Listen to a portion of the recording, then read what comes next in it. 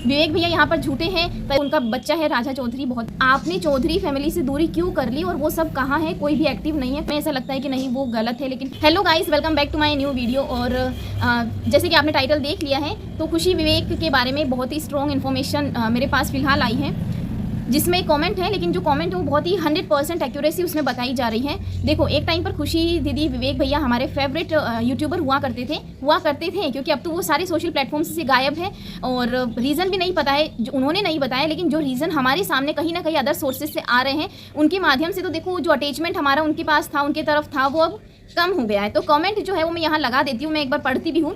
खुशी के एडवोकेट लखन गांधी ने साफ कुछ बताने से मना कर दिया है। देखो, एडवोकेट का नाम भी सामने कमेंट में लिखा है, इसका मतलब ये जो कमेंट है उसमें कुछ न कुछ सच्चाई जरूर है।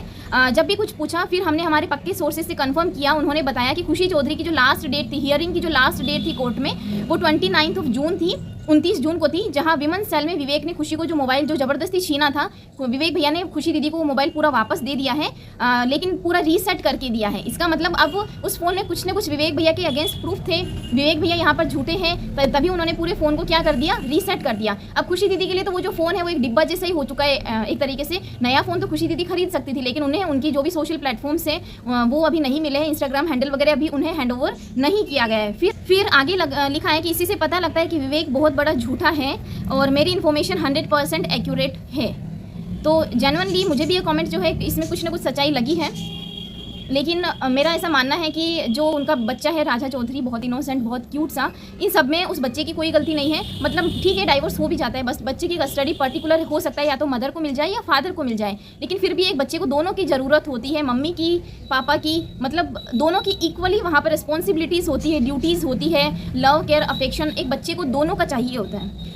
इसके साथ ही आपने एक और नाम सुना होगा, पीयूष, जो कि विवेक भैया के अच्छे दोस्त हैं। हो सकता है मुझे शायद नाम में कन्फ्यूजन हो, लेकिन पीयूष, जिनकी एक इंस्टाग्राम स्टोरी उन्होंने लगाई कि आस्क मी एनीथिंग, तो उसमें उन्होंने जो स्टोरीज़ में रिप्लाई दिए उससे साफ पता चलता है कि विवेक भैया और जो उनके फ्रेंड है, यानी पीयूष हो सकते हैं या जो भी उनके फ्रेंड है, उन लोगों की भी आपस में बहुत बड़ी अनबन चल रही है।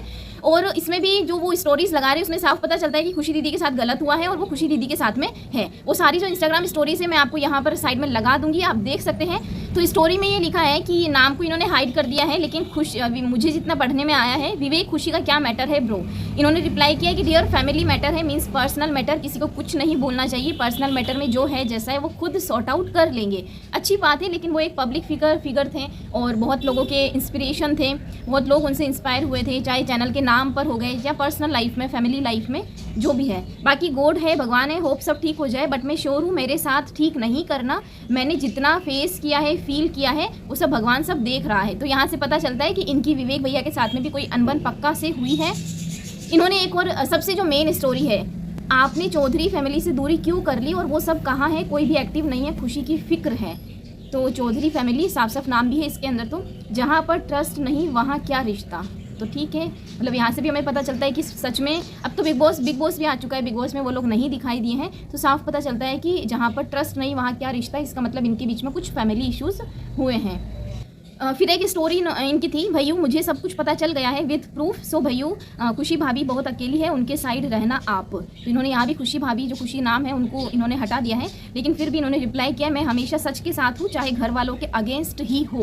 ये बहुत बड़ी बात है, हमेशा सच के साथ होना चाहिए। कई बार ऐसा मतलब बहुत हमारी क्लोज वन होते हैं, हमें ऐसा लगता है कि नहीं वो गलत है, लेकिन फिर भी हमें उनका साथ देना चाहिए। ऐसा बिल्कुल नहीं है, अगर सच है तो आप सच का साथ दो। जय श्री राम।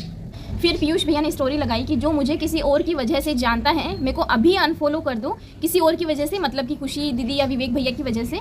भाई मैं नहीं चाहता कि कोई दोबारा बोले कि 2-4 फॉलोअर्स हैं और वो भी मेरी वजह से हैं। तो ये साफ साफ है कि ये जो बात है ये उनके ऊपर टारगेट करी हुई है, क्योंकि जो विवेक भैया है उनके एक कज़न ने स्टोरी लगाई थी, मैं कहा स्टोरी के चक्कर में फिल्म ना बनवा लिए, फेमस ही कर देंगे, टेंशन नहीं लेनी। तो ये जो कमेंट था, कमेंट पास किया गया है उनके फ्रेंड के ऊपर, जो कि खुशी भाभी के फेवर में कहीं ना कहीं बोलते नजर आ रहे हैं। और हालांकि उन्होंने बहुत डायरेक्टली कुछ नहीं बोला है, लेकिन फिर भी यहाँ से चीज़ें क्लियर हो गई है कि फैमिली मैटर है। और एक जो वकील वाला जो यहाँ पर कमेंट हमारे सामने आया है, इसके बाद में मेरे 2 किंग्स का बर्थडे आ रहा है, एक आपका और एक विवेक भैयू का। I am very excited, please come back. तो रिप्लाई में इन्होंने ये लिखा है, आई respect your feelings and emotions but disrespect tolerate नहीं की जा सकती। मतलब ये बहुत श्योर है कि इनके साथ में भी कुछ न कुछ हुआ है और मुझे ये समझ में नहीं आता कि जिनकी भी गलती रही हो, चाहे विवेक भैया की या खुशी भाभी की, खुशी दीदी की, तो ये बहुत ही गलत है। मतलब इतने सारे लोग उन्हें देखते थे, उन्हें जानते थे और अब कहीं ना कहीं जो चीज़ें सामने आ रही हैं कि ऐसा उन्होंने किया है, चाहे किसी का भी अफेयर रहा हो, अफेयर ना रहा हो, फिर भी